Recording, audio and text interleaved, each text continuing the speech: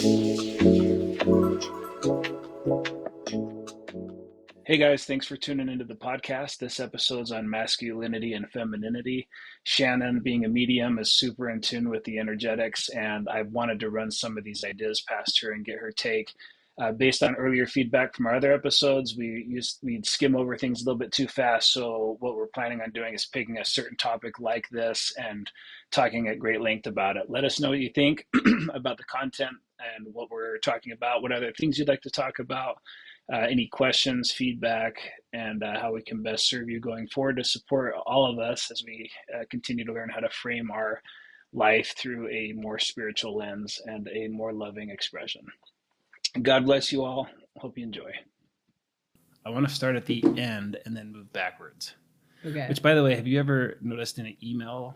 I know you don't write a lot of emails, but do you ever write the end part first and then you write the rest of it, and then you like every email I write, I end up writing the end part, and then not on purpose. I get through the email and then I have to copy and paste the top part and put it at the bottom.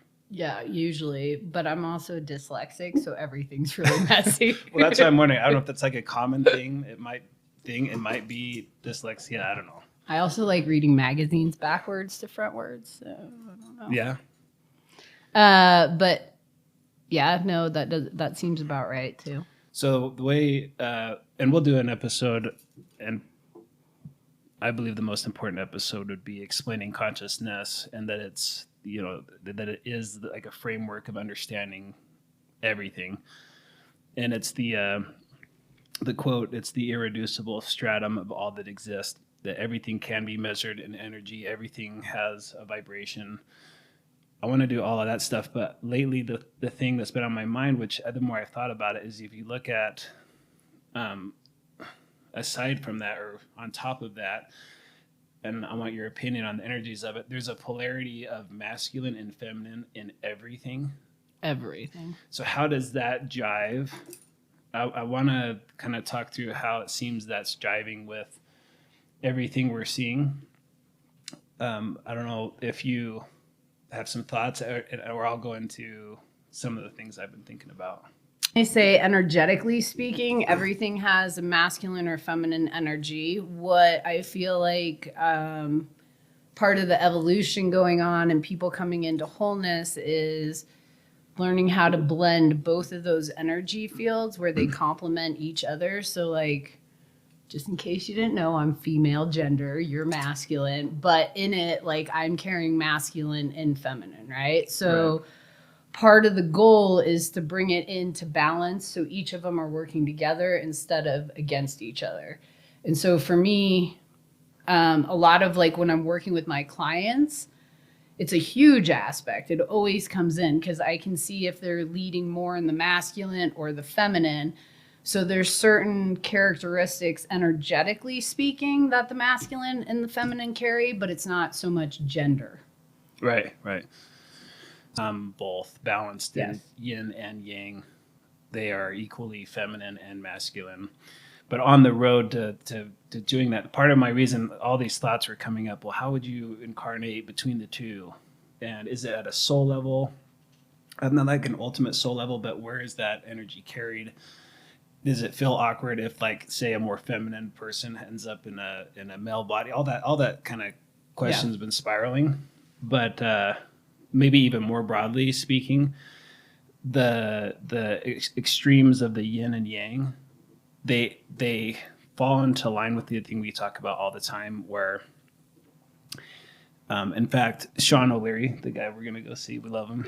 So excited. Love him already. We don't even know him that well. He did this whole exercise where he went through the polarities of yin and yang, and he had you measure like 1 through 5, where you feel like this is for you, and then at the end you could kind of see like how imbalanced you were, if you were maybe too much yin, too much yang. And an example of some of these, and I'll show them. I don't know if you can see these very well. Here's an example of some of the yin, which is the feminine, and the yang. Yin, artistic versus technical, receptive versus active, mercy versus justice, soft versus hard, right brain, left brain, diffuse, directed, wide angle, narrow focus, intuitive, rational, emotional, logical, and there's a bunch of these: nurturing, protective, dark, light. So go evaluate that for themselves if they're in balance. Evaluate it for maybe a business, a political structure, all of that stuff. So then I started thinking through like our political structure.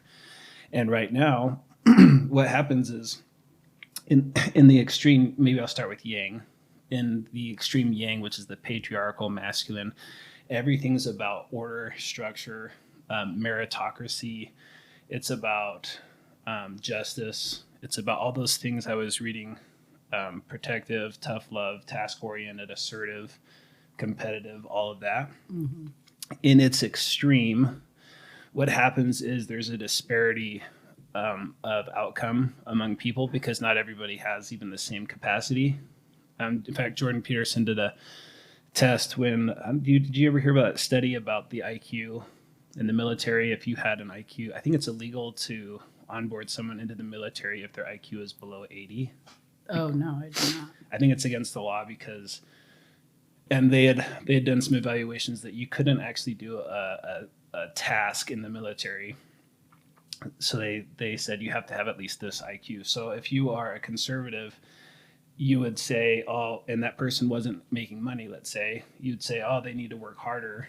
And if you're, and that's, or if you were not even conservative, I'm saying if you're the masculine in that case, you're going to say, oh, this person just needs to work harder. If you're from the feminine energy, you're going to say, well, that person just needs opportunities, but they're both wrong. Right. This person actually doesn't even have a capacity. So in the I would say the hyper masculine, what it ends up doing is creating that disparity if you're not careful. And then what it ends up using is all of that in the name of meritocracy or in the name of, these virtues of the masculine.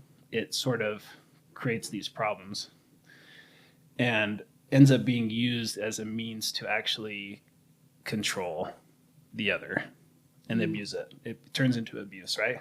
Mm-hmm. So then the feminine is the opposite, where it's compassionate, it's intuitive, all of those things, nurturing, tender, patient, considerate. So the feminine's considerate of all people. Just because you are a person, because you're a human, then you warrant compassion.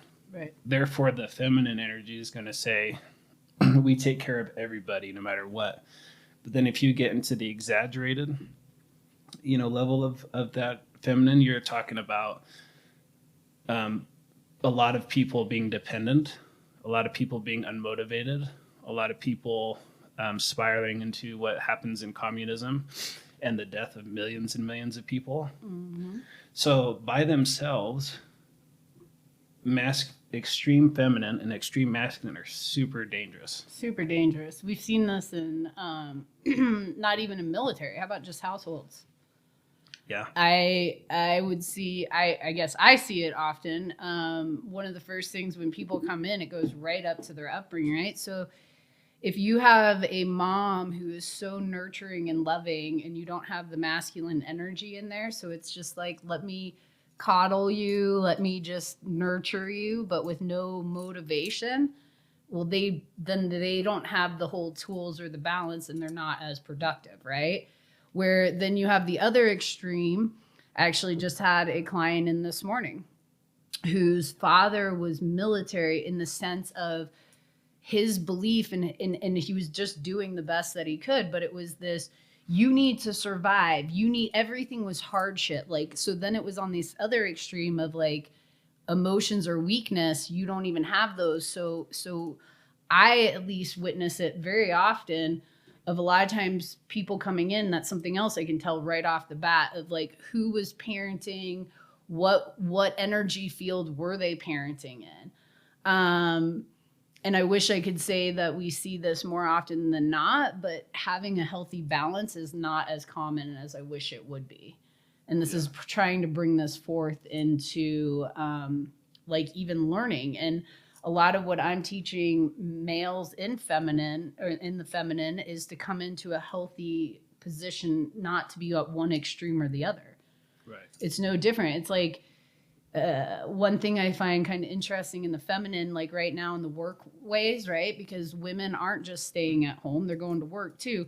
So then you have the feminine who's coming in taking masculine roles, but then still trying to do the nurturing at home. And like they have a hard time balancing those two things because they're at two other extremes.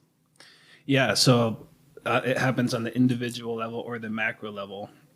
Definitely in the individual. So that's a challenge now because also let's say people in and I've experienced it in the dating world where you have if you there's not a it used to be this I want to say symbiotic. What I feel like the goal would be not dependent on another person, but a symbiotic relationship where one person actually is in their authentic, like what feels the most natural, which is probably yin or yang. I mean, I don't know at what point we evolved to where we are balanced in both, and we don't need or don't require sort of like another person for a symbiotic relationship. Maybe that's it. Christ consciousness. I don't know. But on the path, how do you get the polarity? If the polarity starts getting eroded, let's say, or someone's forcefully being in a energy that's not even their natural, then maybe that. I mean, do you see that for the clients? Is it's got to be subconsciously agonizing, but it doesn't seem like very useful. Oh, no, it's not useful. And what I would say, what I witness a lot is people don't even recognize it. They don't even understand it. So I'll just give you an example of I just had a client in who lost her husband a year and a half ago unexpectedly. I mean, like mid 40s, like he was healthy, worked out all the time. And long story short, they were in a good, healthy relationship. Well, with him passing, forced her to come into these masculine positions, right? And take this lead. And so it was really fascinating because today working with her, she is very intuitive herself, right? And really what it distilled coming down at the end of where she needs to come into wholeness right now was saying, you've been in survival mode. You have been living in the masculine energy field, not because you chose to, but you were forced in a sense, but you haven't even realized it. So you're taking on all these other responsibilities of you're trying to lead the household, but it's not allowing you to come into a nurturing position, right? So for her, for example, again, it wasn't something she was seeking, and most people aren't. It's not like I'm going to be more masculine or feminine. It just kind of happens, whatever the environment. But it was a huge emphasis on her looking at, you have been in a protecting role, you've been in force. We need to start letting go and positioning you back into the feminine so that you can show up because you've been so unbalanced. And now, and that, another thing, meaning for her in that time when that happened, she needed to get into the masculine, but she if she keeps residing in there any longer, it's going to suffocate. It's the imbalance is happening. So a lot of the talk was coming in and starting to realize you're in your power. You entrusting yourself that when you need to get into the masculine, you will, but also you can reside in the feminine. And I would say for me personally, that's been a lot of the work I'm doing. I was way more into the masculine and starting to realize, wait, I actually do have a lot of feminine too. And the what I'm trying to do is come into balance where one doesn't have to overlead the other. I don't need to enter every situation with force. Why? It's exhausting. And like it doesn't, and it's just plowing through all the time. So part of what I'm starting to learn is trusting in my femininity, and that when I need to, and it's really just trusting in myself, that when I need to get into that role more so, I will. And I think Sean O'Leary was talking about that in his podcast or his lecture on that too, of saying like, if I'm there nurturing, like if I have kids around and say I'm nursing or something and I'm taking care of them, I'm in a nurturing state. But if I see a threat come in or somebody about to get hurt, I'm going to jump into my masculine, right? So it's really, a lot of us are doing this without even any awareness as we're doing multiple things, right? So it's another thing to start paying attention to, is what part of me is operating in the feminine? What part is in the masculine? Is this serving me right now and those around me being in this? Like what is more beneficial? Because again, Even when we're talking about coming into awareness, we're usually an autopilot, so we have no idea. But the feminine and the masculine is a universal principle, meaning everything has masculine and feminine energy in it. Some have stronger than others, but as humans, the goal is to come into wholeness, Right. to balance them both. Okay, so, and I meant to say this at the very beginning, but if I was trying to think of like the highest level and then drill down to the levels we're talking about, how do you embody it individually? But at the high level, the way I've seen it, and a lot of people think of God as a man, and that's it's not correct. The generic he and father, I've thought a lot about all that stuff. Of course, God has masculine and feminine. I thought about the breaking it down energetically.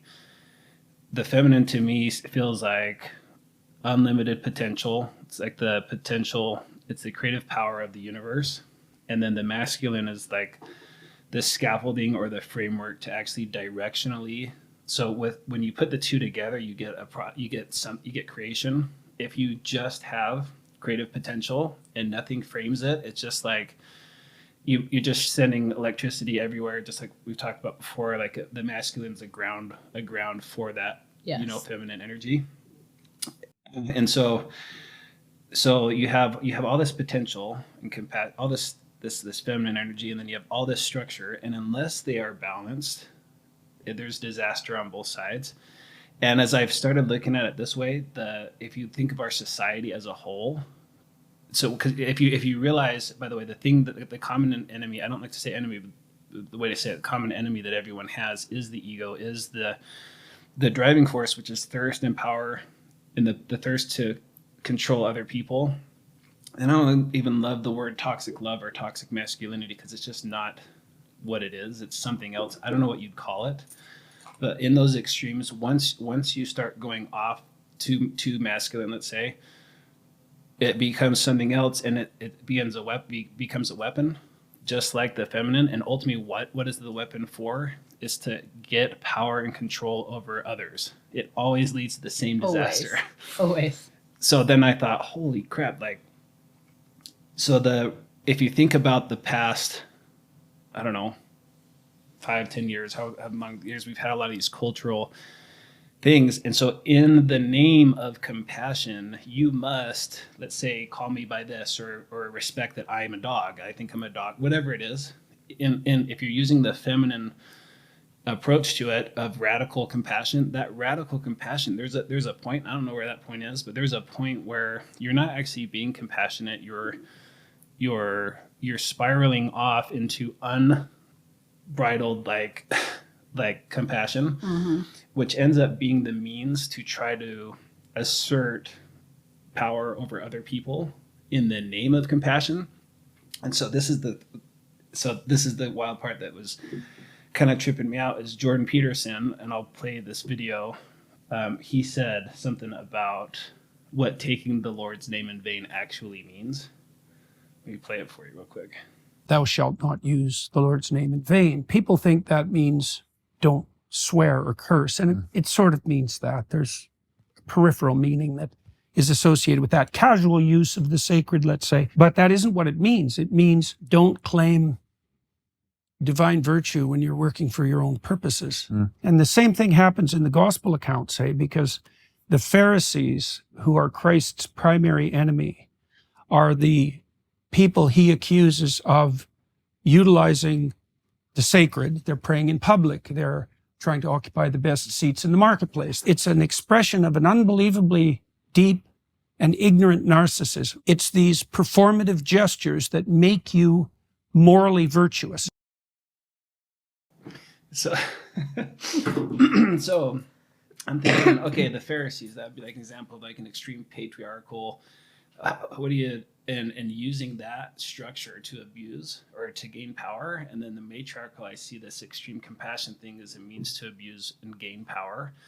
And when you actually, that blew my mind, because when you hijack, the way I look at taking the Lord's name in vain now would be if you take something virtuous, because everything virtuous is from God, all truth is from God, everything loving. If you take something, no matter what it is, and I think it's particularly egregious in the if it's like super obvious, like I don't know, maybe in a religious setting or something, but if you take virtue and then you maladapt it to self-serve, that seems like a pretty, big deal. It's manipulation. It's Yeah. taking like the pureness and it's manipulating it for what it's not intended to be for. And so right in there, it's like taking something that's supposed to be pure and just not. And so that is a deep way to I feel like I'm having a really hard time finding the words because I can intuit into how what he's trying to say. Well, let me give you an example. Or let me just tell you this, like, on top of that, I'm saying there's particular banners you could fly under and then hijack them. But even another macro landscape is right now, you'd say there's a cultural, political thing going on where a bunch of people have been spiraling into, I would call, the feminine, into some extremes, and now, whether you like it or not, there's a counter pressure now of like common sense is what it's called, logic, and starting to be more pragmatic. All this stuff with Doge going through and scrubbing the corruption and just even culturally, you can see like a lot of society is rewarding a super discompassionate tweet, because it's not that, it's almost like when you have such excessive compassion, in order to come back, it's taking like a really far polarity. So people are finding a sense of relief to hear somebody say something so discompassionate and so just only logical and completely masculine. And I feel like as a country, everybody deep down, a lot of people deep down, even though they wouldn't say it personally, they are relieved that there's some like toxic masculinity, only because we've swayed so far on this side. I would agree with you on that to that point. Anything of one thing is not necessarily a good thing, right? So on the feminine, we've gotten complacent and so like nurturing and making excuses for the lack of structure of like and that's where it comes into a fine line. Like the feminine of, we want to nurture and we don't want to leave any soul left behind, but we're also not going to make it so we're all not moving forward. Like, what is the word I'm trying to find? It's like it's almost and what it is, what I would tell you at the very core of it, it's actually not very loving. No. And that's the part where I think you're getting into like, we've overcompensated and now we're like in the name of love, in the name of being loving. Right, but it's not very loving. And part of, I would say part of like even the work that I do, when you're saying this, there's so many times it's this fine line of, I want to get up and give you a hug because I can acknowledge what you're going through. But you also need somebody to kind of come in the masculine energy to be like, listen, pull up your big girl panties and let's get your shit together. Like, we're not going to stay over here in victimhood and cater to this over and over, because that's not loving. It's crippling. Thank you. People. That is the word I was looking for. Disablement. It's disempowerment. Yes. Absolutely. Thank you. That is the word I was trying to use. It's actually crippling. It's not compassionate. Yeah. It doesn't allow them to come into their authenticity to move forward. And so we could get into multiple things, meaning like if we had a soul here who cognitively, like you're saying, didn't have as high of an IQ, right? It doesn't mean we just put them over here in a corner and don't let them have to do anything. It's, we find structures that moves them forward, that's best and loving for them, that fits their needs at that time. But we don't just cater over it, because then that creates a whole bunch of sloth-like, crippling energy, which doesn't put any movement to the field. And it creates that because the natural gravity of the lower states of consciousness is power and control, or just, survival. It's a negative polarity on the whole system. It's a negative because it puts people in victimhood states. And so, and I feel like females are good at, like moms, they're pretty, like when you're having a hard day and you go home, it's nice to have a mom to be like, hey, I see you, you've had a hard day, like come on, let me nurture and care for you, as opposed to who made you have a bad day. We're gonna go out, and instead of like, do you know what I mean, like instead of like coddling them, it's like, I acknowledge and I see you, but we're not gonna victimize this situation, like, because you're taking what you're, I believe you're trying to say too, is the feminine, when it gets too much into that, they're actually victimizing and taking the power away from the individual. So that's one of the polarities on his chart. There's tender love and tough love. You can't just have just tender love all the time, because that just placates to whatever you're doing and doesn't give you any accountability, any ownership, or any like common sense. It's just soothing you into, nowhere land of disempowerment. Totally. And to that point, like if you're constantly being coddled and not having to take ownership of some of the actions, or just having a bad day, guess what, folks? Like, it happens to everybody. It's not one special or not. But if you coddle and you keep making excuses, you're actually moving that individual into a victimhood state of, oh, poor, where they're not making conscious choices. They're always a victim and in a reactive state, which is not good at all, because then we're just blaming everybody else for what's going on instead of taking accountability. So it's probably different in yours. Well, maybe not different, but let's just say you're dealing with a client. I've had this happen with friends. I had this happen the other day where someone was telling me this egregious thing that had happened, and the masculine common sense side of me is like, I just want to tell this person, like, hey, look at this, and I can tell this person doesn't want to look at what their part in it was. So what is, and I believe the only answer you ever have to answer is what's the most loving thing to do in a situation. That's always the question you have to answer. But what do you do when you have someone that, say, needs some tough love? Do you just give it to them, or how do you weigh whether they need the tough love or they need the compassionate love? I give them both. I would say I give them tough love in a compassionate way. I don't come in and criticize them or in a judgmental space, but I'm also like, hey, man, if you're in my office, it's because we're trying to get into your higher self and working on like healing. And so there needs to be an accountability piece. So I'll tell you, just the gal I was just talking to, I love her. She's mad at her husband for leaving. And so she, part of her today, and that's what was shifting her from that feminine into more of a masculine, was, well, I'm mad at him.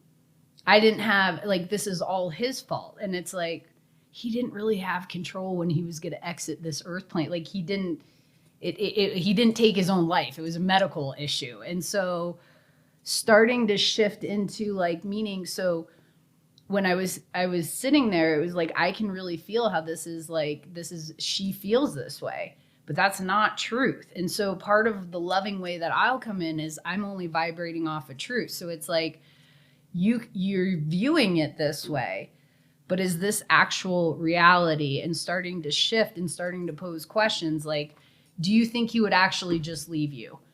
Well, no, actually he wouldn't. Okay, well, now we've been blaming him for all of this, right? Which I get it. Like, what you've experienced has been like very hard and difficult. You're raising 4 kids on your own, took over a business you had no expectation of doing or anticipating that. And however, I need to adjust it, meaning it wouldn't have been a loving thing for me for her to keep saying it was his fault and putting the blame, because that doesn't put her in accountability. Right. It keeps her in victimhood. Or empowerment. Exactly. And part of my job is to empower. So I did it in I hope a very loving, gentle way, but also a firm way where it was like, nope, we're not going back. Nope, that's an excuse. That's not truth. Your truth is this. And what it was having to angle her in a way for her to see her own power so she could claim it back. So, and maybe this is a masculine axiom, but that's where people really struggle with the idea that there are no such thing as accidents. Because if everything happens in order, then it's impossible that you can wallow in that other side. So maybe that's a masculine axiom, at least accepting that this is somehow here to serve me. This experience is teaching me. This experience is part of my karmic reality, and it can't be otherwise. That's why I feel like that's one of the most important axioms, because you're always in an empowered position, which is huge, right? And that's why I tried telling her. The other thing, what it ended up coming down to, we distilled it down to the fact of she's been more of a survivor and take charge and accountability since she was about 5 years old. So for her to be in this state in her late 40s of I'm a victim was suffocating to the soul. But again, for her to stay in that wasn't going to do any production. And then it starts harming the whole because right. She's not in there. So part of what I had to do was I had to come in more. So in that moment, what I energetically did was actually come in with loving compassion on the feminine side, but came in firm on the masculine side, which is, yes, I see you. But if we sit here in this, that nothing, you're just going to be in this and you don't want to be in this. So I need to put some movement and put some force into what does this look like, right? So every time she would go back in, I would come in lovingly, but firm. Nope. Does that make sense? That's fascinating. So now I'll be rabbit holing, I'm sure, understanding, let's say our societal landscape where this is a wrestling match that it's happening between the yin and yang all the time. And if you ever like say challenge, let's say I'll pick on the patriarchal more. Like I'll listen to like Ben Shapiro, like his famous line is facts don't care about your feelings. And that's like, okay. So and a lot of people, the masculine esteems logic as the highest virtue, that feelings have no, are irrelevant. So that's when you start getting into the extreme side. So I'm critical of that. And also your feelings aren't like all that matters either. So, and by the way, if people aren't using feeling to transcend the feelings, like to become aware, then it's not very useful. Then what you end up doing, I would say, maybe what you're doing at the extreme compassion is you're just spiraling in neuroticism, which you could call, instead of calling it toxic femininity, it's neurotic. It would be called neuroticism. What would the toxic masculine be? You can't use the word masculine because it's just not. It's something. It's got to be something else. It's more of like a sterile energy where it's like super sterile and doesn't even it bypasses all emotion. So it's just like, okay, we're just going right here. Yeah. But to your point, yes, we need the logic because emotions don't make sense without the logic. But then if we have too much logic, what the hell is the point we're doing it for? Yeah. So this is also a parallel. Buddhism, A Course in Miracles, a lot of the approaches I feel like use the masculine, and what they do, like the whole book, A Course in Miracles, is summarized in that it's nothing real can be threatened, nothing unreal exists, and then it goes forever explaining that, and the way it does it uses these absolute statements that basically completely dismiss everything that's unreal. And since everything in this domain is technically unreal, it's sort of like a bypass. And I feel like the Buddhism also is that. So this is the pathway of the mind, the masculine, where you actually just reject everything that's not God.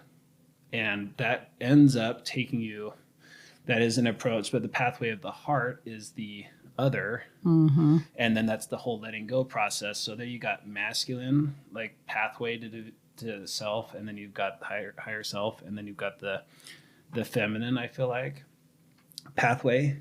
So this masculine and feminine thing, I'm starting to see it politically, spiritually, and all these domains. It's everywhere. So here's what's fascinating with the spiritual side too. The spirit itself, at least what I believe, my intuition and all of that comes very feminine.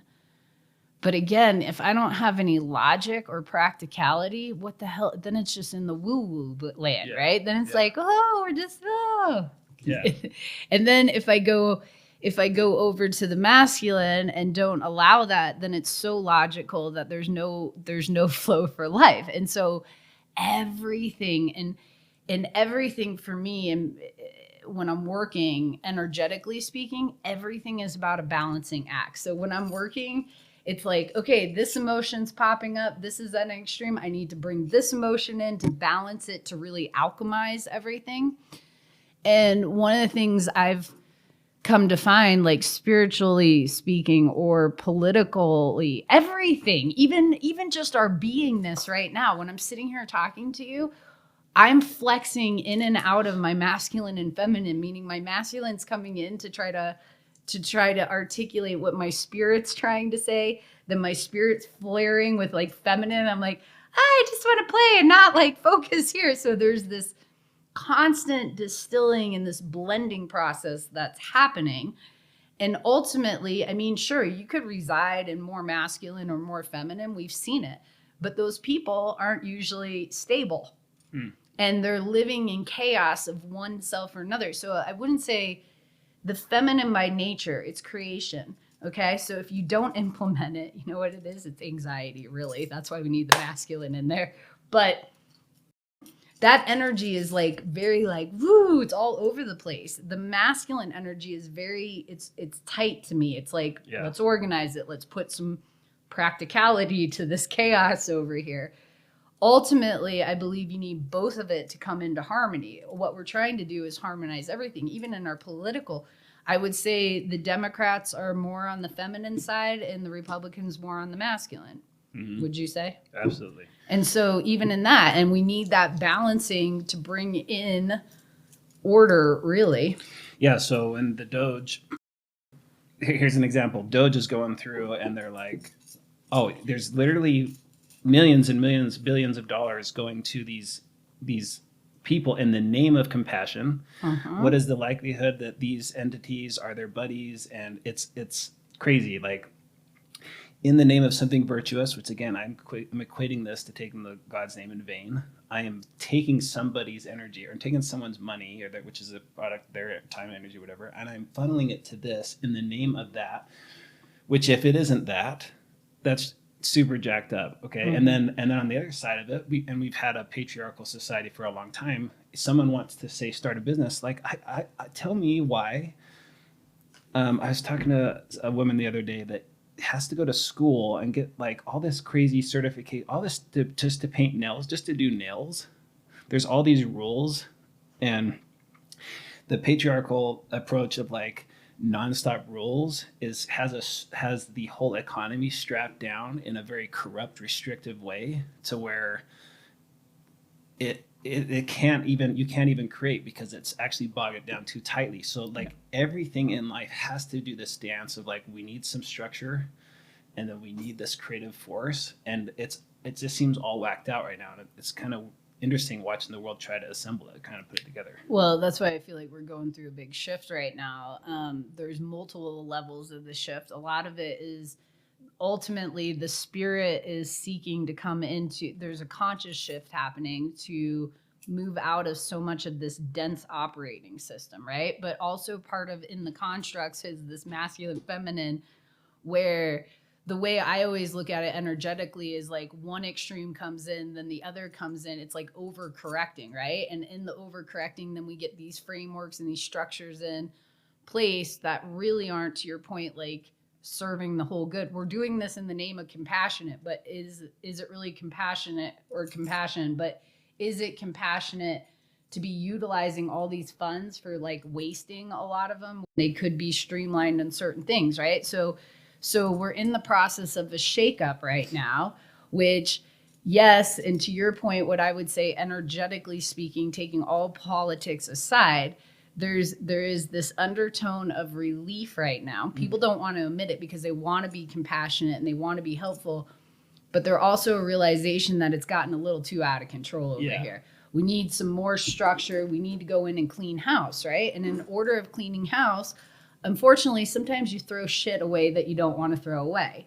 And that's where the fear is coming in right now, because there has been this extreme that's setting forth, right? what I keep being shown is it's going to eventually start to balance out, but it's needing to, the system's needing to be shaken and broken because it's not working. And so there's a new that's needing to emerge, right? I like talking about this stuff because it's bringing pragmatism to, and like understanding to, when everyone talks about this feeling of things that are going to change, but you actually are explaining it now in a way that makes sense. Like, we haven't even gotten into the consciousness stuff, which is the most fascinating, but even just this masculine feminine part. I see it, and I'm seeing why. Even like, you couldn't tell jokes the last 4 years because you were offending somebody. If it was a topic like abortion, there'd be this extreme polarity about these really outlier cases, and it happens on both sides. It's like, and I mean, you could pick literally any controversial thing, and it's probably controversial in that somebody, if it's on the feminine side, it's taking like a small subset of data, which in statistics, by the way, if something's less than 5% of the data, you don't make decisions on it. It's called statistically insignificant because there's enough variance. I'm not a super big stats guy, but you have to make decisions that are on the whole. But then on the extreme other side, if you completely neglect, at a point you're start neglecting the other side of the coin, where you're just making these like facts don't care about your feelings. And so no matter what the topic is now, I've sort of been digesting it now just through that balance. Well, and to your point, right? Like, one thing that our society has been doing on both meaning we're taking a very small percentage and making them the focal point, right? Yeah. Which is creating more divide in the things instead of realizing it again, like a balancing act of one extreme or the other. We need both. Like, if we're so to that point of like, again, coddling and meeting all these needs for the very small, that's not very loving and compassionate to the whole, right? Because then now we're asking the majority to shift for the 5%. Yeah. What we need to be asking is asking the whole to be more compassionate to the 5% and not judgmental. It doesn't mean we need to go in and restructure the whole environment for that 5%. Right. And so it's kind of no different. I would tell you, and you know this, I experienced my rival high school was Columbine High School, right? They're still arguing about gun laws. I'm going to tell you right now, what happened in Columbine had nothing to do with fucking gun laws, period. It had to do with mental health, and it had to do with accepting people and people feeling isolated and all these things.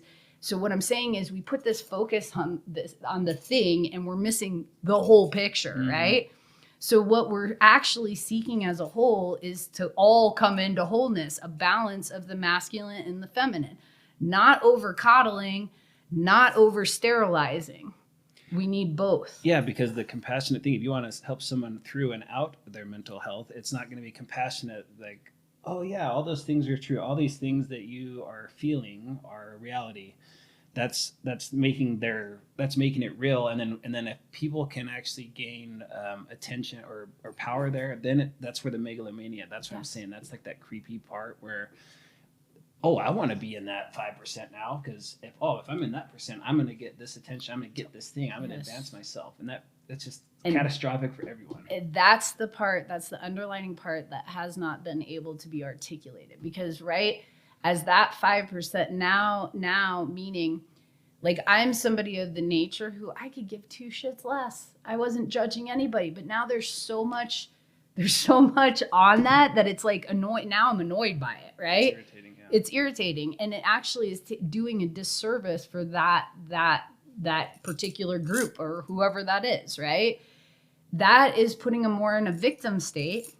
Yeah. Instead of empowering them to be like, hey, because how more empowering it would be instead of being like, well, I'm this 5%, so you need to cater to me. Yeah. Right? Are you freaking kidding me?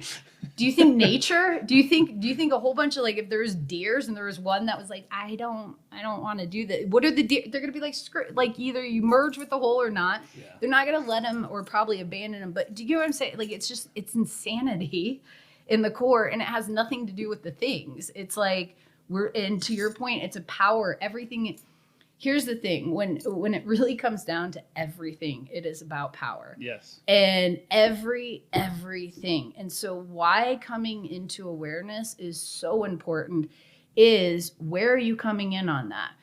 As I come into awareness, am I using that to try to take other people's power and doing power plays, or am I seeing that and trying to empower other people? So you either become of service, or you end up manipulating and trying to take other people's power. There is no in between on that. Yeah, that's one of the things that I feel like was the most important thing, if I could ever convey, that I don't hear talked about in the public sphere. It's a big reason why we're doing the podcast, is just putting sunlight on what the actual challenges are, what the actual enemy. I don't want to say enemy, because the ego is not necessarily your enemy. It's done a good service. Now we got to integrate it. So I don't want to, but just for cultural speak, the common enemy is the ego's thirst for power and control over others. That's playing itself out among Republicans, Democrats, hyper feminine, hyper masculine, everybody that's not developed. So if we start digesting the world, at least through that lens, and by the way, maybe we're not going like way deep into this on this episode, but when you were talking about the power and force thing, when we get into the levels of consciousness, if everybody in the world is, culturally familiar with this chart, and we were able to identify, like it was commonplace, how cool would that be? Because you could start, whether you're going to use the analytical mind, which can identify, let's say, anger. Anger is kind of easy to spot, attractive, whatever. Or in the feminine, energetically, by the feelings, we start learning about where negative emotion comes from. If we start digesting the world through a combination, I would say that I've seen so far of this, everything below courage being force, everything above courage being power, love. The world started working through to have everything in our society, friendships, political arrangements, businesses, everything operate in these higher states, and balance in the masculine and feminine. Yeah. That is the way we alleviate suffering in the human condition. Amen. That's the whole reason we're doing this. And two, part of what I feel like I'm trying to do is let people know they actually have a choice. That there is a possibility of they can come in and make that choice. I feel like a lot of times, even when we're talking about these political landscapes, masculine, feminine, whatever, we're taking these marginalized 5% who feel victimhood or not powered, and now we're putting them in entitlement. Well, guess what? Again, like what I was trying to say earlier, is that I am not a judgmental person, but I don't like anytime somebody is getting special priority that doesn't necessarily is warranted just because they're making different choices. Does that make sense? Right. So it's this really fascinating, it's not about that, but what a lot of times people aren't thinking about these things. They're not internalized, they're just reacting to it. So it feels unjust.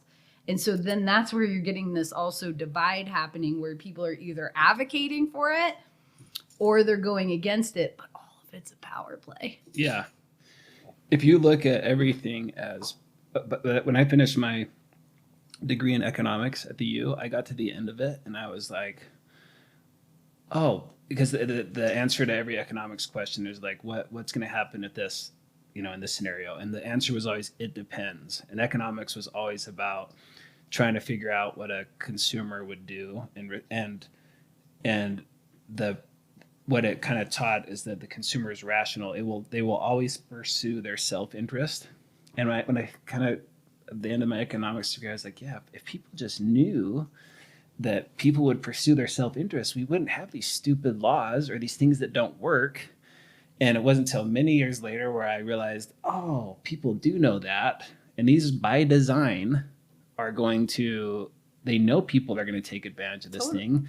And they know that's going to get them funding for their organization to do X. And they know that's going to, and so it's just sort of, on some level, I feel like we've been in this subconscious form of servitude. On every freaking level, even the way our monetary systems and stuff work. And it's just so much change is happening right now. And hopefully, on this podcast, we can at least digest some of it and start framing it, energetically or through the lens of consciousness, through the lens of masculine and feminine, to help people navigate it and at least identify and personally identify how they can be a higher expression themselves, and then permeate such that like everything that's not that sort of gets sunlit. No, but I love what you're saying too, because a lot of that, just even having these conversations, right? I bet there'll be quite a few people who listen to this and it resonates in certain ways and you're like, ah, shit, I never even thought about it that way, right? We're immersed in it, folks, like all of us. And so it's hard to see in it and to understand, but we're feeling all of it and we're all energy. So we soak it up. So if there's things that are not balanced, meaning like if we're feeling unjust or unbalanced or certain things and we can't articulate, it's still in our field. So it's taking away from us.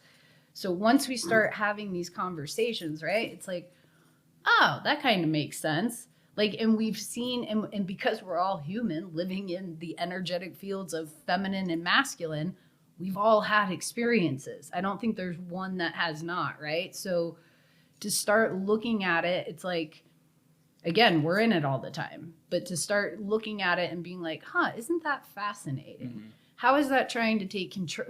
What is the power play on this one? What is it? And whether that is even, oh, I'm just being a nurturing, loving, like, I mean, what is that? What is that disease called? Is it Munchausen? Like where there's the feminine that will actually keep their children sick. Yeah. So that they will keep them, and that's a power control. Like again, it's gone to the other extreme, and it's so starting to have awareness. Where am I really coming in on this? Is this pure? Do I have an ulterior, like another motive in here? What's my agenda? Yes. Because here's something Your else. Subconscious agenda. Yes. This huge. And so paying attention to those things, where am I coming in, again, gives more awareness. And then there's the layering process on it, like masculine, feminine, where is this coming in? All of it. And again, I would tell you this, from an energetic speaking place, not one is better than the other. And when I can look at it energetically speaking, they are both needed equally. Mm-hmm. And when they come in together, they are the creation of itself. Everything implements out of that. And to have it in a healthy balance is beautiful. And it's not so much gender roles. I mean, we'd like to place it in those, but it's more energetically, like we were talking about. Like if we talk about the yin and the yang, like the yang's coming in more logic. It's more force driven. The yin is more creation, more ease. The one thing that I do find fascinating, I just want to kick this back to you. The masculine is in the light and the feminine's in the dark. Did you know that? Oh, was it on that table? It is. And what's interesting is the reason why I find that fascinating, and this is what I'm going to be chewing on later at 3:30 in the morning when I get woken up. But the reason why at first I was kind of a little taken back was I feel the spirit is very feminine, right? And so the way that I see the spirit is light, like metaphorically and physically speaking. Right. So I was like, isn't that, how can that fascinating? Be dark? Yeah. But there's more, like I'm going to play in that one. Yeah, that'll be interesting. I want to hear what you get with that. I will. So, yeah, being vigilant of the conflict of interest or the real agenda for you personally, for your church, your government, anywhere you, by the way, ceded authority outside of yourself or responsibility, your parents, your friends, whatever. I'm not saying be pessimistic, but just we have to be aware that everybody's fighting this battle of this subconscious thirst for gain, power. That's what Christ was tempted with. That's all the great avatars were tempted with. It's a major. It's one of the things. It's the main thing we're working to overcome in the human condition. That's part and parcel to the whole fear that we'll talk about. But I feel like if we at least get this in discussion and we start talking about it, and everyone starts digesting the world through that, through these are sort of like esoteric, weird, like out there things. But the more I feel like if you really will listen to it and look into it and read some of these books and get into consciousness, you actually feel empowered in your life because you start everything that's happening isn't this random distribution. Yes. And then it's just if something negative is happening, then why am I a match for that, or what about me, or what in my way of being is attracting like this type of person into my sphere, all that stuff. And then you feel like even though life's still the same in some levels, you then at least have like command over. But it's a huge shift, because what you're basically articulating right there is it's going from I'm a victim, I'm standing in the ocean and I'm just waiting for waves to crash on me. Like I'm just, right. I'm in a reactive state. I have no control over it, to I'm going to get on a boogie board. And like, even though like I'm not in control of the waves, I'm going to ride this bad boy. And it is a whole shift of going into a reactive state, which is victimhood of I don't have control, into conscious choices. And that is such a game changer, because it doesn't mean you're not going to make bad choices every now and then, because we're also human. It just puts you into a totally different, you're in control as opposed to not, and you have a different awareness. And so a lot of that too is also not playing victim to things. So like, it's like, yeah, shit happens, right? Like I was just telling you, I got the whatever that really horrible virus was, and it was interesting because the old me, even something of getting a bug or a virus, the old me would have been very masculine about it. I would have constantly every hour been like, oh, I think I'll be okay. I'll be able to get to work tomorrow. I can do this. I can outbeat this, whatever. Where I just experienced this and I was like, well, shit, doesn't that suck? I don't really have control over it. I'm just going to sit here and like witness what's going on, which put me into it. What I wasn't a victim. I wasn't constantly like, am I going to be better in a minute? Am I going to be better in a minute? It was just like, well, isn't that interesting? I'm not going to let it control me. I'm not going to, and I actually think I healed a lot quicker in that. But even in a thing of a virus that I have no control over, I was able to put myself in a place where I could witness and felt way more controlled than a victim to it. Nice. So I'm just saying you can utilize that in any state, and you can, and it's a state of beingness. It's shifting into an awareness. It's I'm in the driver's seat instead of in the back seat all the time, yelling all the time because I don't like where we're going. Well, I do feel optimistic that we're making a lot of corrections now. It feels like there's corrections on the masculine and feminine side. It also feels like there's a lift of like demand for higher integrity, which represents higher states of consciousness. And every time this has happened, it uproots things like slavery and even corrupt corporations, early 2000s. And as consciousness rises, certain things are absurd. They become absurd as they become into your awareness. So, and that's, sorry, I got sidetracked, but I was going to say on the scale of evolution and evolving and coming into enlightenment, it is being more in awareness, right? And when you know better, you do better. Right. When you have awareness like, oh, slavery, probably not something I should be doing, then we don't do it anymore. And we're in the process of that, not slavery necessarily, well, in other ways, but like, we're in undoing. I mean, slavery, there was a lot of people, I guarantee you, there was a lot of people like, that's not a good thing. But then their subconscious wasn't questioning, like, well, obviously the payoff is like you have power and control over somebody, right? But no one wants to look at it. But eventually enough people are willing to look at it. And then finally people are like, oh, okay, I'll look at it, and then they're like, this is bullshit. Obviously we can't, because they start feeling all the negative emotions that accompany acting out of alignment with your spirit. Clearly that was out of alignment. The human condition gets flooded with negative emotion, such that it catalyzes change. And so that seems to be the cycle, is once it comes into awareness, you feel awful, but then you change. Yeah. And now you're better going forward. Amen. And that's part of the process. It's the undoing. It's the having awareness. And so when you're talking about that, it's the micro and the macro, right? Like we do that in our personal lives. What we're seeing right now is as a society, right? We're outgrowing certain things. they don't make sense like they used to. And so we're in the uncomfortableness. So in another way to look at it is like our society right now is in like a dark night of the soul. The way things used to work are no longer working. Those systems are breaking down for a reason. We're in the process of building new systems, but they haven't been fully built yet. So we're in the, oh shit, like we can't look back because that's not working. And we don't know fully forward because that hasn't fully formed, right? But this is evolution at its finest. So here's among the many deep thoughts I've had, a lot of them around like the idea of printing money and how corrupt that is. It's theft and all that's going to be uprooted, new monetary systems and stuff. But the thing I think about lately is AI is advancing so fast and it's going to be so intelligent. And if you talk about the masculine capacity to frame, and that's we are going to be hit with, I wanted to get your thoughts on this, potentially like the hardest dose of masculine imaginable with that, because AI doesn't now programmatically, and this is both where it could be a danger or a bad thing, like Elon talks about it. I mean, if for some reason, I mean, we'll have to get in this on another episode on, because some people, when they talk about consciousness, they talk about it as if it's like a computer could be conscious, which it can't.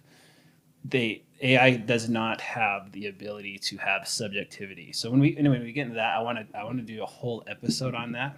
But the thing I'm thinking about is if you program this thing or train it, hopefully it listens to our podcast to train itself.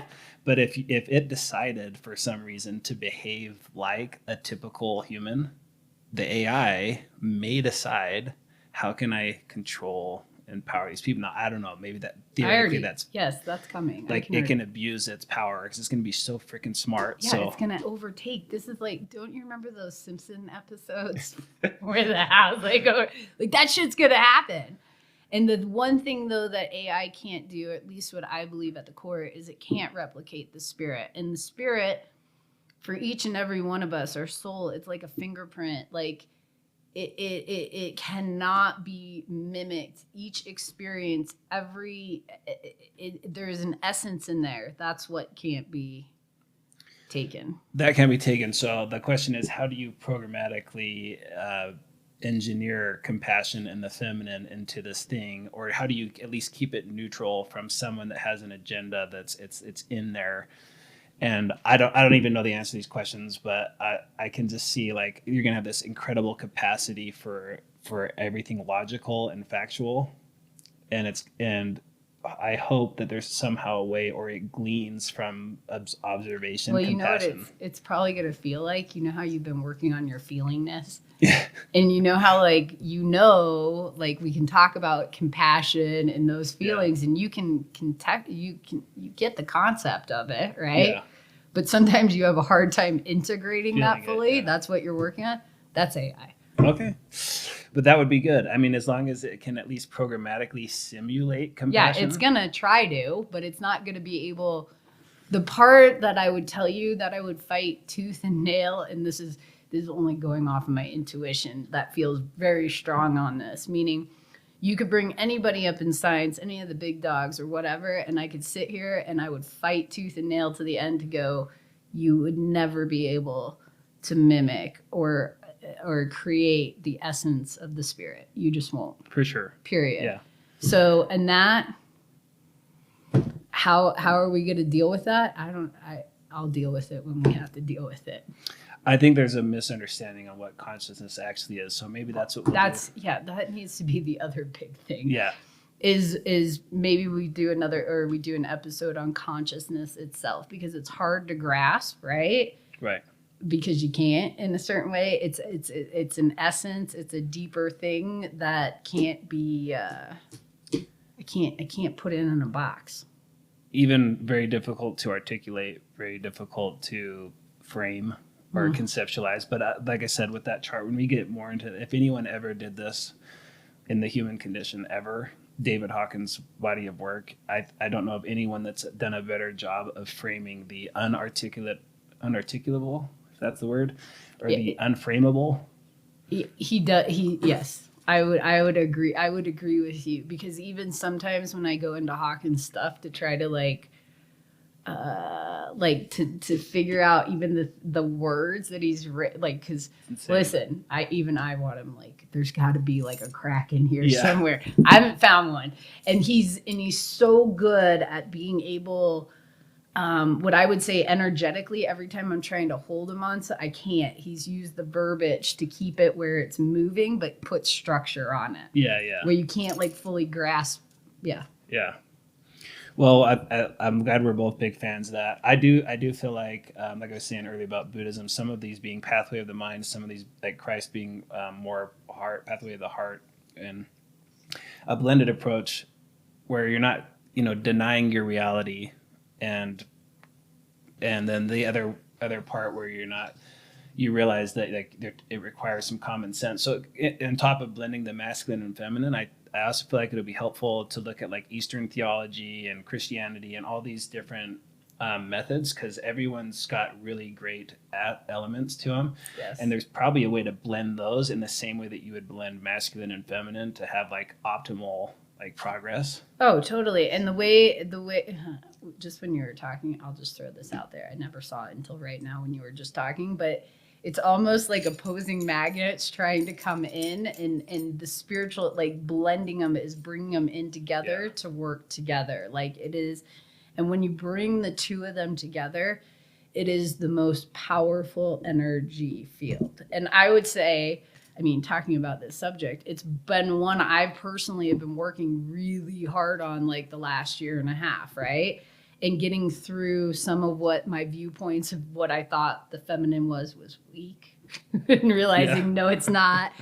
And so all I can speak is from my experience and what I've witnessed. And man, I'll tell you, it's not, when I always joke around, it's not what you think it is. Man, what I'm experiencing now in those energetic fields are like, they are the most powerful energy, but not trying to overtake anything. Because again, by nature, those two, it's a Christ-like consciousness. Right.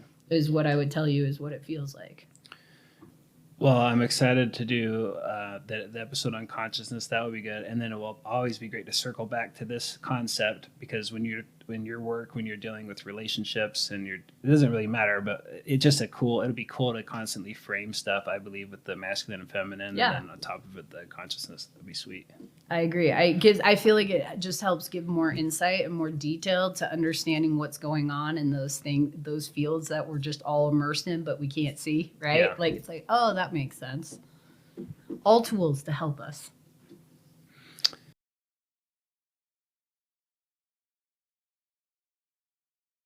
So I want to talk too about when I was in high school, at least, I don't know, growing up, men, even if it's not the extreme, maybe on some of the lists, I think a thing that people don't necessarily understand about men and women, the two languages that they're speaking is one speaking very logical and one speaking very feel, and they're not really hard to blend those two. So generally, you don't speak the same. And the way men show love, and less evolved men show love to someone, is often from tough love, or even sometimes hazing and things like that. Because sometimes if you were hanging out with your buddies and someone was showing any level of weakness, someone might tease somebody, or like, hey man, well, you need some Idol or something like that.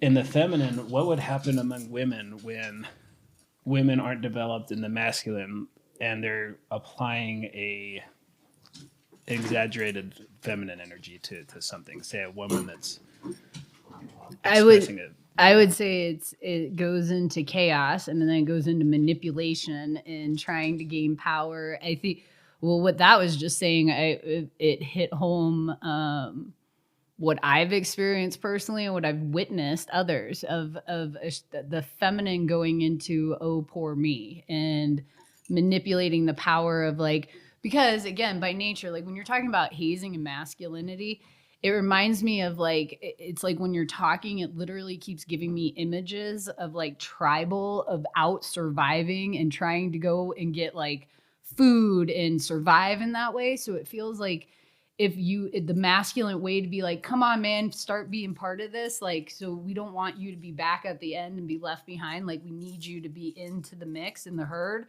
Where the feminine is more of a compassionate, where we're like, well, we're here accepting all souls, right? And so when it gets unhealthy, then it's going to get into this manipulation of, oh, poor me, I'm going to go into victimhood and look how everything's being done to me, which creates all this chaos and takes away from the actual whole of the tribe of like going into nurture, and takes it into one individual.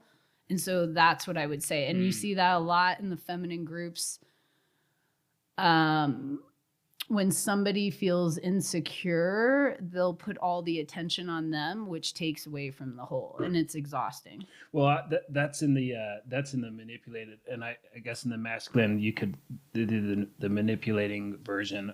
I'm saying, what about when it's actually coming from love, but it's if someone hasn't developed their masculine to be, maybe to be like, hey, strap up your shoes and get going. Like, what is the less developed feminine approach to helping, let's say, another feminine person that's...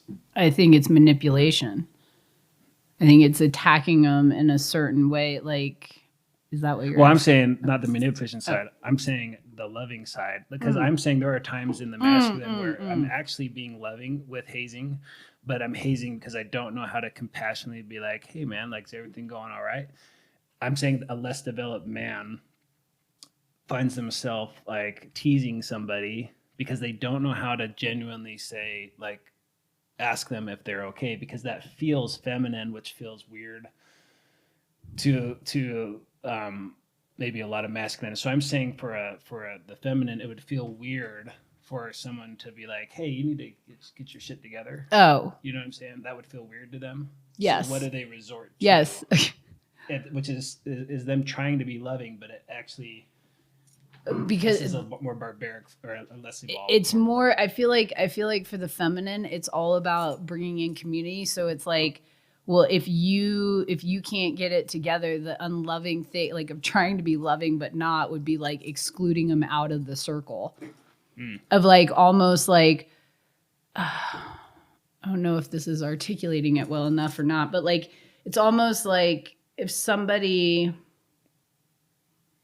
That makes sense. Like is creating, like, it's like, well, we love you and we want to accept you and we want to bring you in and nurture you, but you're creating so much havoc that we're gonna like not we're not gonna invite you to every single thing. So they're trying to compel evolution by excluding, because they're trying to create some sort of like catalyst to make someone change, and that is exclusion. Exclusion, I would say, with the feminine, which is a big... makes sense. And so it's a very... Well, I'll talk, like, I was just going to tell you about this a minute ago, so I'll just tell you now. Like, one of the things that I'm having a hard time engaging is, like, I do like hanging out with the feminine. I do like participating, but not into their typical standards. And so I'm always walking this very fine line of, I want to hang out with you guys and be part of the tribe, but like, I don't want to be part of the tribe. Like, I want to be able to come in here and kind of flex in and out.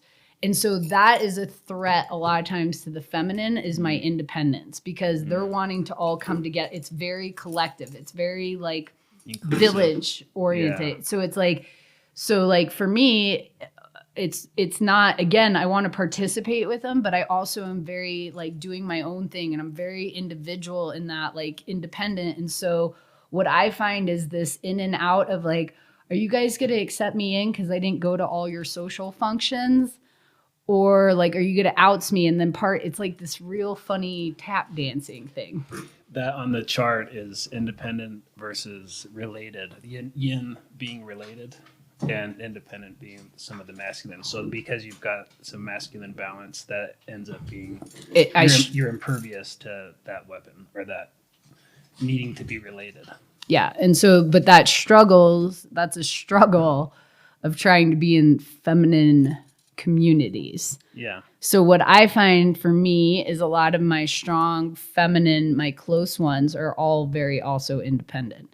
They're all doing their thing, where they merge back and they want the sense of community, because I'm very well aware I'm not so independent where I don't want the community. Right. I want the community, but I don't want it to be like, that's the only reason. And so for me, it's always this fine line. You also know I love hanging out with males. I'm way more comfortable hanging out with males because of that.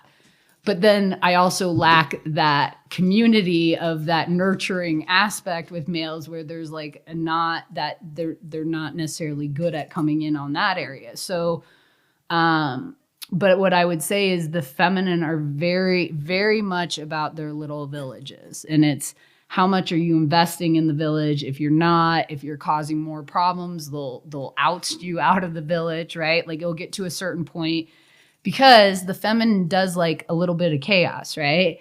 But then when it starts weighing over into too much neuroticism, that's when you'll get kicked out. Yeah. Yeah, and I do feel like it's important to distinguish and I think it's well said that the neuroticism is once you spiraled off into the megalomaniac side of the feminine, which is it's not feminine. That's when you're distorting into megalomania, trying to control other people. Neuroticism is juicing off of the negativity. There's a payoff. It's like, oh, I can juice off of this, and emotionally juice off of that. Just like, let's say the masculine's got to be the juicing off of the mentalizations. Maybe I don't know. I would almost say the masculine maybe goes more onto the physical than the neurotic side. Probably, yeah. Yeah, I actually, this is fun. Because men get addicted to like work even, or addicted to like the merits. Yeah. It could be bodybuilding, it could be whatever. Yeah, because it's seeking to have, that's really cool. I haven't looked into it in that way. See, this is why we're doing this. But when I feel into the male, it feels that they go into more of the body in a negative way. And the feminine goes more into neuroticism, which is just in the egoic operating system, which is neurotic, right? It's like a whole different which if the male goes into the body, that's also a different operating system, right? But it's a way, wow, that's really cool because I haven't seen that before, but that makes a lot of sense because I'm just going to tell you, I haven't had that many neurotic males in. Right, yeah. So neuroticism stemming from the concept that there's a threat. So women have more of it than men because they're physiologically at a disadvantage. So nature would kind of have them being vigilant. I feel like that's one of the reasons. But then if you're saying the energetics of neuroticism, yeah, that seems like maybe it's. So like even if I have a male that comes in who leans way more on the feminine side, right? So their gender is male, masculine, but they're more feminine in the way they energetically present. I still don't get them in neuroticism as much as the female goes in there. Yeah, would the counter be the opposite of neuroticism, which would be completely numb?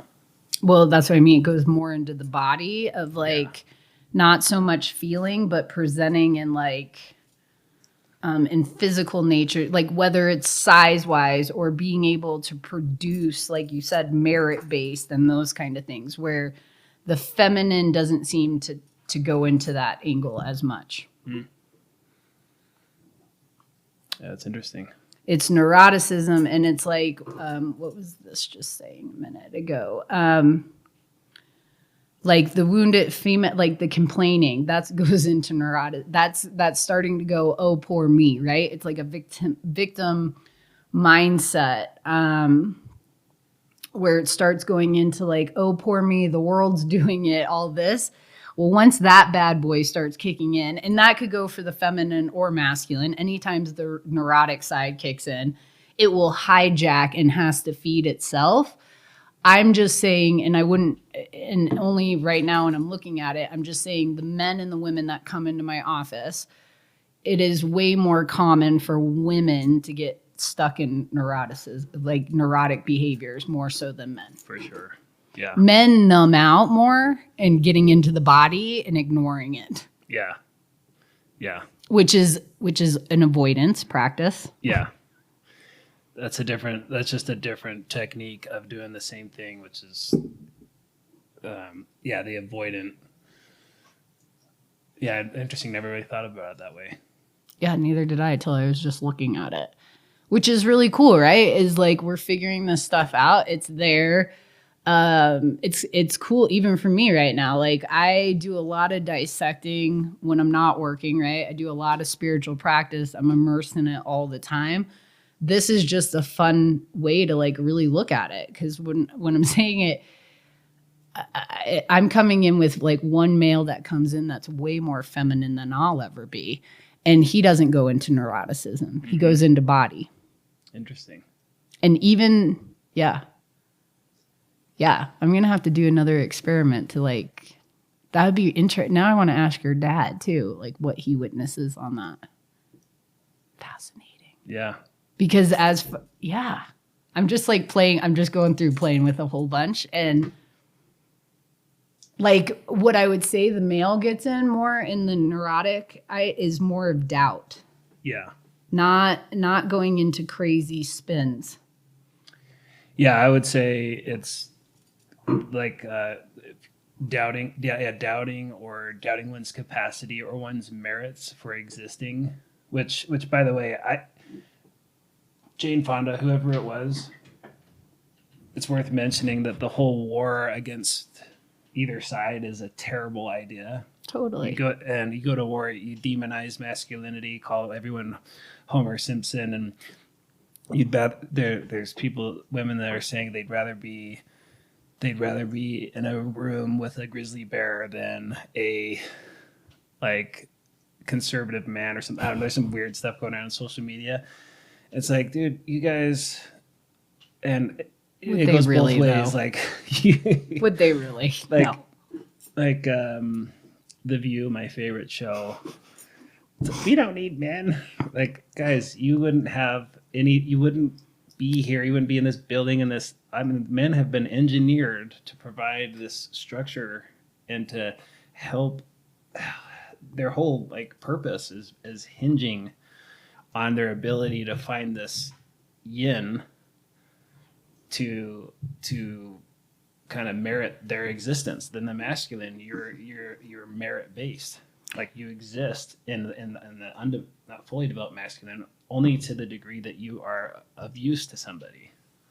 Exactly. And way to go, Jane. If she would have taken a different approach on her thing, instead of being in the man haters club, which is starting to advocate which what the feminine was ultimately seeking was, hey, can we have some choices here? Could we actually have a hand in it?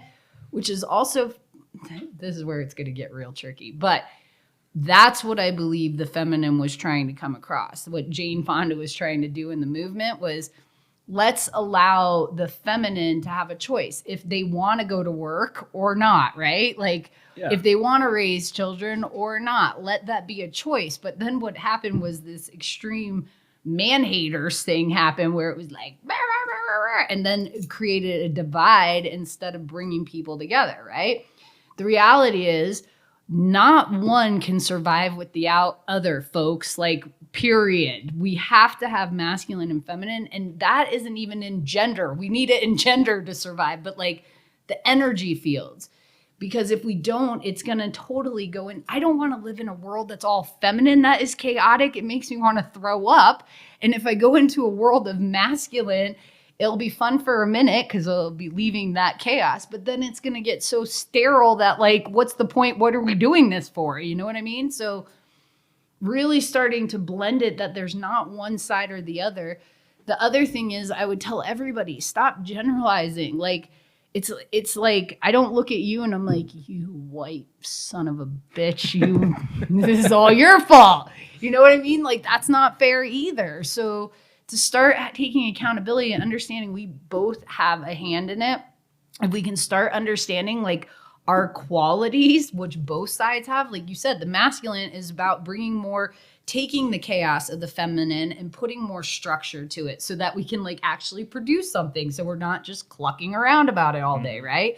But again, you need the feminine in there, because if we had too much structure, what the hell's the point where we're doing it, right? Like, so there's this blending, and not to look at it as one side's better than the other. Because here's the other thing that's so funny is like, again, we need all of them. I could never sit here and be like, I hate all men or I hate all women, right? Like, so shifting that perspective as soon as we come in, and all I'm just trying to say is Jane Fonda's approach of women's rights was, yeah, there's a lack of, but what happened was more separation, because then we divided on the sides instead of like, hey, how can we all come together?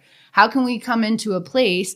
And what I believe the feminine was, again, just trying to say was, hey, could you just ask our opinion?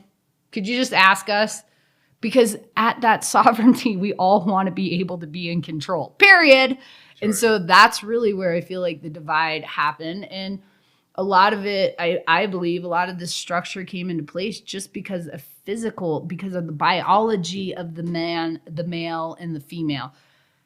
Men are stronger. Like, I mean, I've said this before, I believe in all women, but like if I was out in the fields and we were living in like a tent, I don't want Barb going out like protecting me. Like, and she might be one badass motherfucker, excuse my French, but like the reality is I don't want that. So let me ask you this. I don't know about puppet string conspiracies and things, but who stands to benefit? Really, Ted? Who stands to benefit from like the labor supply doubling? If you could culturally convince, let's say women, like I agree with what you said, and I think that's honorable, and of course, but if you were able to be culturally swayed, get out there and be a boss babe or whatever, and then all of a sudden you have double the labor supply. So now women and men are competing with each other. Today. Who benefits? That's what I'm saying. Sounds like today. Sounds like when I was a girl, when I went to school, then it went to the other extreme, because then it was like, no joke, this is actually pretty funny now that we're talking about this. Like, all I wanted to do was be a mom and have a family. But then when I was going to school, it was told like, you don't want to waste your life just being a mom. What are you going to be, a teacher, a mom, a nurse? Like, you need to go be an executive. Well, that was not in my nature either, right? Really, at the end of the day, I just wanted to be able to do what I wanted to do and not being told. So then you have this we've overcorrected over here. And then you have these women, and that's what we've talked about a little bit before. I've told you, I'm like, then you have this war within the feminine of the working moms and the non-working moms, and who's better than who. Well, like, I'm a working mom because I'm out there like doing all the things. And then the moms at home are like, but we're nurturing the baby. So then now you have a divide amongst the feminine too, which is ridiculous, where ultimately it should be a choice. Your choice, do you want to stay home? Do you want to go to work? And again, that all depends on your situation and your circumstances at home. So not everybody has that choice, but what the feminine is seeking is just to have a choice, I think.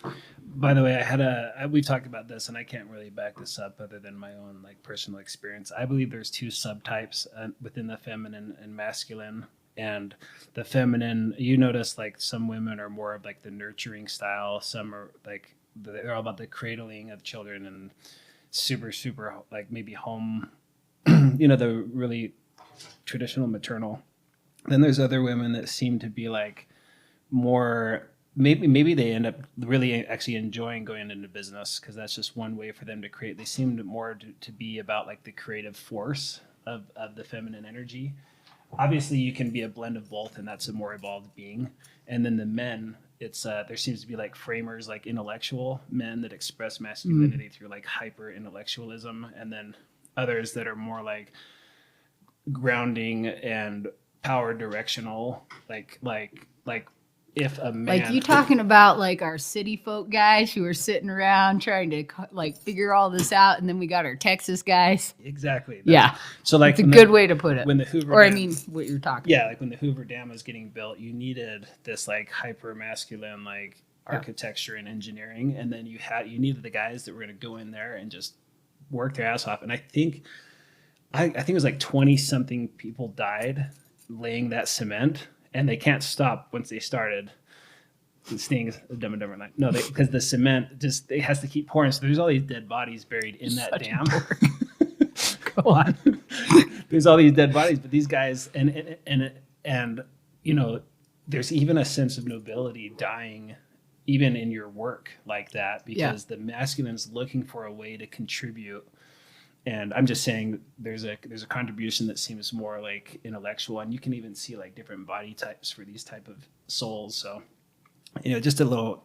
Oh, I would totally agree with you. I really like the way you put that. That's something else too. When you just put it that way, is really deep. And like, I was joking with that New York and Texas thing, because I've had experiences within the family where you have your intellects and then your hard workers, right, of the masculine. Who is to say one's better than the other? We both need them. But I totally agree with you. And I think that's also another interesting space to be in. It's kind of like what I was just talking about a minute ago with the feminine and how they want it's so tribal and like, okay, well, we got to make sure we're all doing that. We're all going to the same movie together and we're all doing this together. So to break out of it, it's like not one's better than the other, but again, starting to give that acceptance of like, well, whatever you choose, I feel like that's really what it comes down to, is it's your choice, and being supportive of it and not looking at one's better than the other.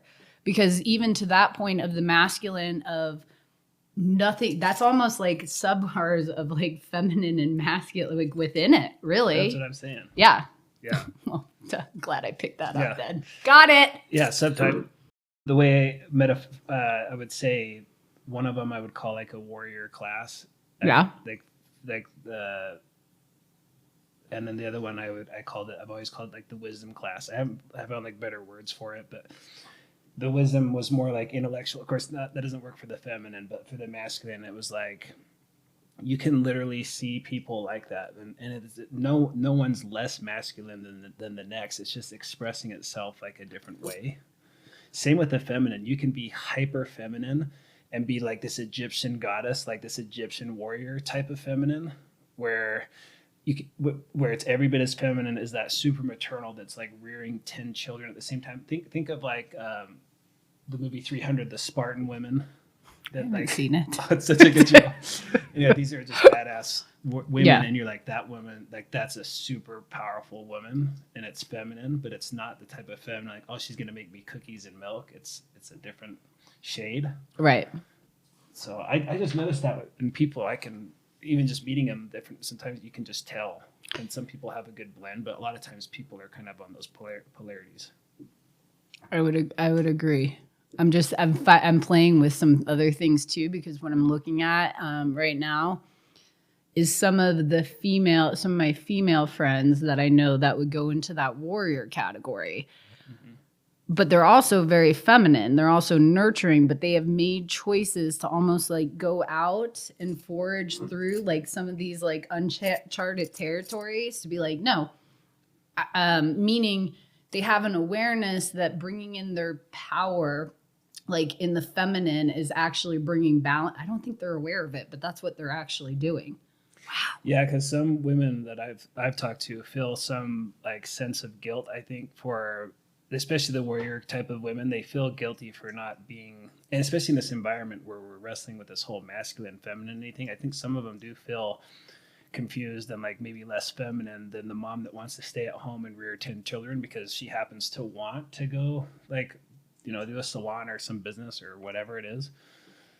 And so I don't know, I just feel like I see that a lot. And it's if you start looking at it that way, and same with the men, there could be like think of like Elon Musk or some brilliant mind that isn't necessarily physiologically. Try to pick somebody from this planet. Yeah, okay. Like, I mean, think of like a nerd. Okay, like a nerdy guy. That could be hyper masculine in that dimension. Right. Like you've seen these people that make these crazy Excel sheets, and like I just admire it, and I totally respect it from the male side of like that's a competent, merited like God bless us that we have minds like that. And then also respect just like an actual, like more raw, like uh, warrior type of male that's just willing to do like hard work and like unbreakable. And obviously we're working to embody all of those things, but it's just the way that I see it, more kind of broken down even deeper. Well, that's fun. Let's get like real deep. Let's play with this because I already know the answer, but I want to play with this on you. What category would you put yourself in? Um, well, I had an experience in Argentina in 2015 where I saw myself, or I saw some of this stuff. It was through an esoteric experience. That's why I can't say I've read this, but kind of through my own insight. But I felt part of this kind of warrior class, and in my experience, I was feeling like I just wanted to shoot light out of my chest, and like it was like an unbelievable amount of light, and I just wanted to blast something. It was like this crazy cool feeling. And but I obviously have been developing, I believe, my intellectual alongside. So I don't know. Maybe I'm blending both. Yay, Richard, you are. I was curious to see if you knew that about yourself. I feel like part of you actually are a perfect blend of both of those things, because there's a lot of times you go into a very intellectual, like deep, reflective state, and then there's also certain times I'm with you, I'm like, oh my god, you are just like, you are so, is there any hello? Like it's just like, it's so masculine that you're in that mindset. So like and what I would tell you as your witness of watching you, which has been so beautiful to watch, is you're blending both of those energy fields into one. So I would say you're different than most in that sense, where you have a good balance of both. But I was just curious, like, if you were aware of that. And that light part of you is the part, that's where I'm trying to get you to see this, but that's why we're doing this. You are light. You are the one. And two, I'll just even take the time right now to say it. Like, as far as our friend group goes and the tribe, like, you have created, you are the centering part of that. Like, that is your light. And it's also the warrior part of you of bringing forth. There's so many attributes that you are bringing forth that sometimes you don't realize it. And that's why I try to reflect back to you to be like, get out of your head. Like, it's not there, it's here. But you have a beautiful blend of both of those, I would say. Thanks, Shannon. You're welcome. Thank you for noticing. There you go. I was waiting for that. You're welcome.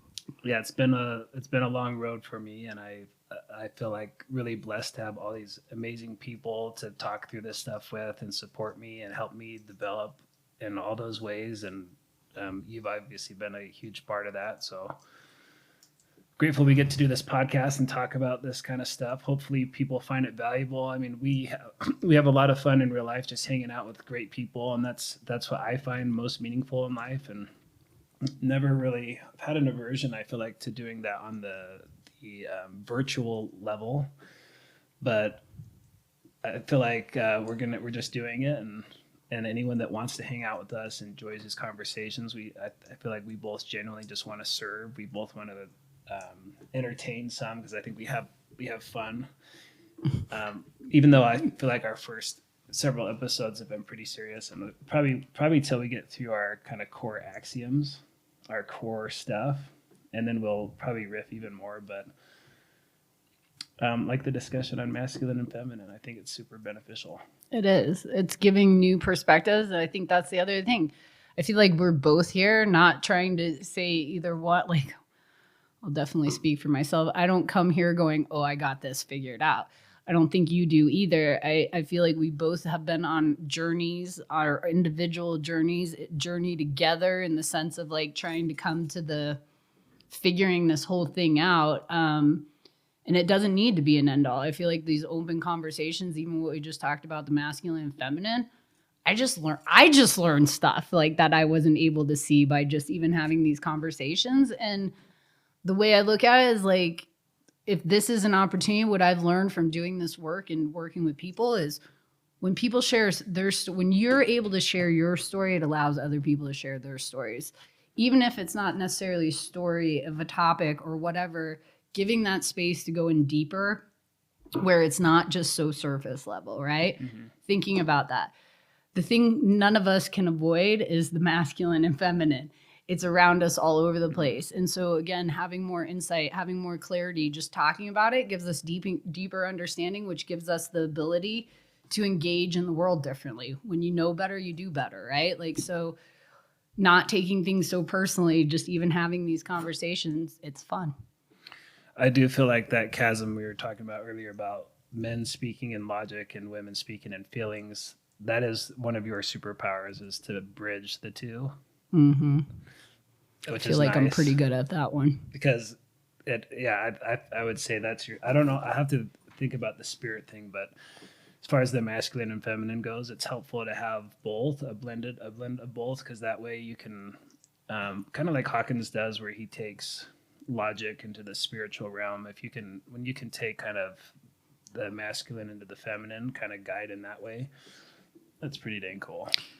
Well, I feel like part of it is just growing up the way I did and just my practicalness, meaning of this is all cool and stuff, but what are we going to do with this? Mm-hmm. Like, how are we going to apply it, right? And so, but that, even when we're talking about the masculine and feminine, like for me, and I was just saying that a minute ago, has been a real big journey the year and a half. Like me stepping into the feminine, me starting to be like, oh, maybe it's not total weakness. Maybe, or even in our friend group being mirrored back of thinking I was so like masculine, and then a lot of the guys being like, no, you're a total feminine. And I'm like, really? You guys think so? You know, like, just funny how we view ourselves and others, and just really just trying to figure it out. That's all we're trying to do, man, is just figure it out.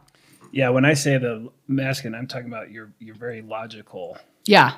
Especially for your work. And I feel like most people that are energy, I mean, I don't know many mediums, but some in the space that are the stereotypical have an inability to connect with the male brain, because it's very woo woo woo woo. Even when I in counseling, like forever ago, sometimes when in a marriage counseling situations, you have like a female or a male. I went to this female counselor, and she was always asking me about feeling, and she was speaking to me in like Spanish. She might as well be speaking a different language, because I couldn't even. I'm like, what are you talking about? And I went for like a year and a half every week and got nowhere. And so the ability to actually be logical when it's prudent, and then be in your feeling where it's prudent, is super beneficial for any one of your clients, or hopefully people that are listening, because we can kind of address people where they're at. Thanks for noticing, Richard. I really appreciate that. Thank you. You're welcome. But yeah, no, I do. I agree. Like, it's part of, I'm starting to get more and more well aware of that, like where that comes into play. And I'll tell you, it's really, not only does it benefit the masculine, it benefits the feminine, because when they get into the neurotic and the chaos, it's like, no, it's not serving your higher good.